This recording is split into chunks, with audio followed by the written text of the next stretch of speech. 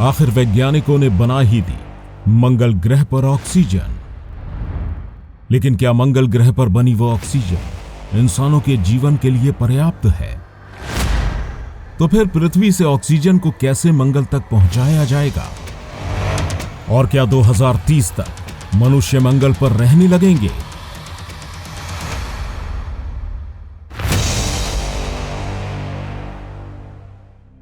अगर आपसे पूछा जाए कि हमारे जीवन जीने के लिए सबसे ज्यादा जरूरी चीज क्या है, तो आपका जवाब क्या होगा? जाहिर सी बात है, आपका जवाब ऑक्सीजन ही होने वाला है, क्योंकि जैसा कि हम सभी जानते हैं कि ऑक्सीजन के बिना हमारा जीवन असंभव है।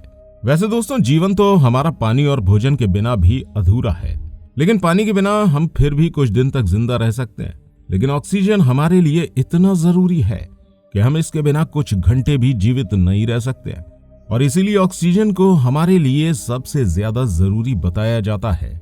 दोस्तों, वैसे तो हमारे सौर मंडल में कई सारे ग्रह हैं, लेकिन इन ग्रहों में से हमारी पृथ्वी ही इकलौता ऐसा ग्रह है जहां पर ऑक्सीजन भरपूर मात्रा में पाया जाता है, और पृथ्वी ही वो ग्रह है जहां जीवन जिया जा रहा है। लेकिन दोस्तों, आज जिस तरह से हमारी पृथ्वी के हालात बिगड़ रहे हैं और लगातार पॉल्यूशन बढ़ रहा है, उसे देखकर लग रहा है कि आने वाले कुछ समय में हमारी पृथ्वी का वातावरण जीवन जीने लायक नहीं रहेगा। और यही वजह है कि वैज्ञानिक सौर मंडल के दूसरे ग्रहों पर अक्सर जीवन की तलाश में लगे रहते हैं, और इन ग्रहों में पृथ्वी के बाद जो ग्रह जीवन जीने के लिए सबसे ज्यादा अनुकूल माना जाता है वो है मंगल। और यही वजह है कि नासा और एलन मस्क साल 2030 तक मंगल ग्रह पर इंसानों को उतारने की तैयारी में लगे हुए हैं। लेकिन मार्स का एनवायरनमेंट इतना ज्यादा हार्श है कि वहां इंसानों का जिंदा रह पाना नामुमकिन है। इसके अलावा मंगल पर ऑक्सीजन भी मौजूद नहीं है। इंसानों के मंगल ग्रह पर रहने की कई सारी वजह हैं। हमारे वैज्ञानिक चिंता में लगे रहते हैं कि अगर किसी आपदा की वजह से पृथ्वी पर इंसानों का पूरी तरह से खात्मा हो जाता है, जैसे कि आज से 650 करोड़ साल पहले हमारी दुनिया से डायनासोर का हुआ था। इसके अलावा आज हम क्लाइमेट चेंज को देख ही रहे हैं। यही वजह है कि वैज्ञानिक मंगल ग्रह पर जीवन बसाने की कोशिश में लगे हुए हैं। जैसे कि हमने आपको बताया कि एलन मस्क और नासा साल 2030 तक इंसानों को मंगल पर लैंड करने का इरादा कर रहे हैं। पर सोचने वाली बात यह है कि आखिर मंगल ग्रह जहां ऑक्सीजन मौजूद ही नहीं है, वहां पर जाकर इंसान जिंदा कैसे रहेगा? इसके अलावा मंगल ग्रह की दूरी हमारे चांद से भी काफी ज्यादा है। वहां पर जाना और आना इतना आसान नहीं है। इस बात में कोई शक नहीं है कि मंगल ग्रह की कई सारी प्रॉपर्टीज हमारी पृथ्वी से मिलती हैं। मंगल ग्रह का दिन भी हमारी पृथ्वी के समान ही होता है, बस इसमें 39 मिनट का फर्क रहता है। इसके अलावा मंगल ग्रह का मौसम भी हमारी पृथ्वी की तरह ही अलग अलग देखने को मिलता है। साथ ही साथ जिस तरह हमारी पृथ्वी के पोल्स पर आइस कैप्स मौजूद हैं, इसी तरह मंगल ग्रह पर भी कई सारे आइस कैप्स हैं, यानी कि मंगल ग्रह के पोल्स पर भी बर्फ जमी हुई है। दोस्तों, मंगल ग्रह का एटमॉस्फेयर हमारी पृथ्वी की तरह नहीं है, लेकिन यहाँ भी थोड़ा पतला एटमॉस्फेयर मौजूद है। लेकिन दोस्तों, हम इंसानों के जिंदा रहने के लिए जो चीज सबसे ज्यादा जरूरी है वो है ऑक्सीजन, और मंगल ग्रह पर ऑक्सीजन नहीं है। फिर हम इंसान बिना ऑक्सीजन के मंगल ग्रह पर कैसे रह सकते हैं? सोचने वाली बात यह है कि वैज्ञानिक जो मंगल ग्रह पर कॉलोनियां बसाना चाहते हैं, वो मंगल ग्रह पर ही ऑक्सीजन बनाएंगे या फिर ऑक्सीजन को पृथ्वी से मंगल ग्रह पर ले जाया जाएगा? तो दोस्तों, इसका जवाब हमें मिलता है इंटरनेशनल स्पेस स्टेशन से। जैसे कि हम जानते हैं कि ISS यानी कि इंटरनेशनल स्पेस स्टेशन अंतरिक्ष की हार्श कंडीशन में भी अपने 25 साल पूरे कर चुका है, और ये यहाँ रहने वाले लोगों को भरपूर मात्रा में ऑक्सीजन और फ्रेश पानी प्रोवाइड करवाता है। स्पेस स्टेशन एक ऐसी जगह है जहाँ हर समय 4 या 5 एस्ट्रोनॉट जरूर रहते हैं, और इन्हें यहाँ जिंदा रहने के लिए ऑक्सीजन और पानी की जरूरत पड़ती है। और इस काम को करने के लिए इंटरनेशनल स्पेस स्टेशन में 2 सिस्टम लगे हुए हैं।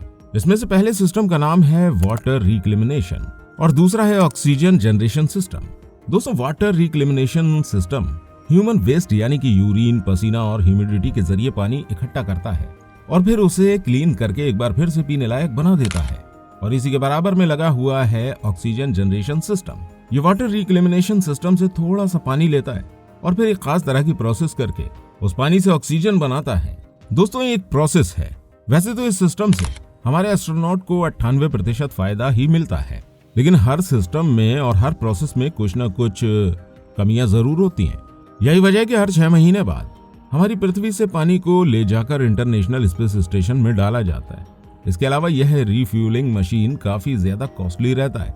इसके अलावा पानी को पृथ्वी से स्पेस स्टेशन तक पहुंचाने में बहुत ज्यादा खर्चा भी आता है, जिसमें सिर्फ 1 लीटर पानी को पृथ्वी से 400 किलोमीटर ऊपर इंटरनेशनल स्पेस स्टेशन तक पहुंचाने में तकरीबन $2,500 से भी ज्यादा का खर्चा आता है। फिर सोच कर देखिए, मार्स जो कि हमारी पृथ्वी से 225 मिलियन किलोमीटर दूर है, वहां इस तरह से ऑक्सीजन पहुंचाना कितना ज्यादा महंगा पड़ेगा। दोस्तों, मार्स पर ऑक्सीजन बनाने के लिए ऐसा कुछ करना होगा जो मार्स पर मौजूद रिसोर्सेज का इस्तेमाल करके ही ऑक्सीजन का निर्माण कर सके। इसलिए साल 2021 में नासा ने अपना एक रोवर मार्स पर भेजा था। ये रोवर मार्स के ऊपर ऐसे मटेरियल्स को ढूंढता था जिसके इस्तेमाल से मंगल पर ऑक्सीजन बनाई जा सके। और दोस्तों, इस एक्सपेरिमेंट का नाम मॉक्सी यानी कि Mars oxygen in situation experiment रखा गया था। इंटरनेशनल स्पेस स्टेशन में तो पानी का सोर्स रिफ्यूल है, यानी कि पानी को पृथ्वी से ले जाया जाता है, लेकिन मंगल के ऊपर पानी ढूंढने के लिए उसके पोलर कैप्स तक पहुंचना होगा और फिर मार्स की जमीन के अंदर ड्रिलिंग करके बर्फ बाहर निकालनी होगी। और इसी वजह से मॉक्सी मार्स के एटमॉस्फेयर के कार्बन डाइऑक्साइड का इस्तेमाल करके ऑक्सीजन बनाता है। दोस्तों, असल में मार्स के एटमॉस्फेयर में 95% कार्बन डाइऑक्साइड गैस की क्वांटिटी मौजूद है और मॉक्सी बाहर के एटमॉस्फेयर से कार्बन डाइऑक्साइड को पंप करके उसको प्रेशराइज्ड करता है और फिर इसे एक इलेक्ट्रोलाइजर में डालकर 800 डिग्री सेल्सियस के टेम्परेचर पर हीट दी जाती है। ऐसा करने पर कार्बन डाइऑक्साइड गैस से ऑक्सीजन गैस अलग हो जाती है। यह इलेक्ट्रोलाइजर गोल्ड का बना होता है और जैसा कि हम जानते हैं कि गोल्ड एक बहुत अच्छा हीट कंडक्टर है जो कि इस रोवर के दूसरे पार्ट को गर्मी से बचाता है। इस प्रोसेस से कार्बन डाइऑक्साइड से सिर्फ ऑक्सीजन गैस ही नहीं बनती बल्कि कार्बन मोनोऑक्साइड गैस भी पैदा होती है। इस प्रोसेस का एक नुकसान भी है। अगर इस प्रोसेस को करते वक्त कार्बन पूरी तरह से अलग हो जाता है तो यहाँ कार्बन की एक लेयर भी बन सकती है, जैसे कि हमें कुकिंग पैन के नीचे देखने को मिलती है। और अगर ये लेयर बन गई तो ये इस रोवर को नुकसान पहुंचाने में देर नहीं करेगी। ये प्रोसेस काफी ज्यादा सावधानी से करा जाता है। लेकिन दोस्तों, मॉक्सी अकेले मार्स के ऊपर कितनी ऑक्सीजन पैदा कर सकता है और इसे पैदा करने के लिए उसको कितनी एनर्जी की जरूरत पड़ेगी, ये सोच कर देखिए। यही वजह है कि नासा इसे कभी कभी ही चलाता है। अभी तक इस रोवर के जरिए सिर्फ 122 ग्राम ऑक्सीजन ही बनाई गई है, जिससे कोई एक इंसान ही सिर्फ 32 घंटे तक जिंदा रह सकता है।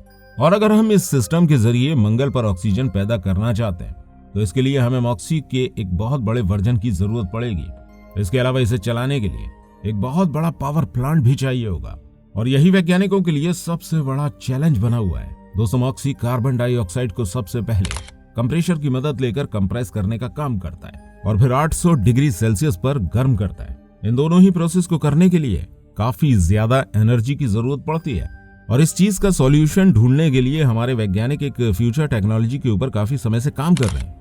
इस तकनीक में कार्बन डाइऑक्साइड के मॉलिक्यूल को कम टेम्परेचर पर भी बहुत आसानी से तोड़ा जा सकेगा और ये काम कार्बन डाइऑक्साइड गैस को हीट करके नहीं बल्कि इसके अंदर वाइब्रेशन पैदा करके किया जाएगा, जिससे कार्बन डाइऑक्साइड गैस में से ऑक्सीजन के मॉलिक्यूल आसानी से अलग हो पाएंगे। दोस्तों, फिलहाल इस टेक्नोलॉजी की टेस्टिंग सिर्फ और सिर्फ लैब में ही की जा रही है, लेकिन हमारी पृथ्वी के हाई एटमॉस्फेरिक प्रेशर और टेम्परेचर की वजह से यह एक्सपेरिमेंट हमारी अर्थ के ऊपर करना अभी पॉसिबल नहीं है। लेकिन यह एक्सपेरिमेंट मंगल के एटमॉस्फेयर में बहुत ही आसानी से किया जा सकता है। दोस्तों, वैज्ञानिक इन सभी टेक्नोलॉजी के जरिए मार्स पर ऑक्सीजन बनाना चाहते हैं, लेकिन अब देखना यह है कि यह काम अब कितने समय तक पूरा हो पाता है। क्या वाकई में 2030 तक मंगल ग्रह पर इंसानों को बसाया जा सकेगा? ये तो वक्त ही बताएगा। लेकिन आप हमें इस वीडियो के बारे में अभी कमेंट में बता सकते हैं। और अगर आप जानना चाहते हैं कि मंगल ग्रह पर पानी कहां से आएगा तो हमने इसके ऊपर एक वीडियो बनाया हुआ है, आप एंड स्क्रीन पर जाकर उसको भी देख सकते हैं। हम आपसे वहीं मिलेंगे।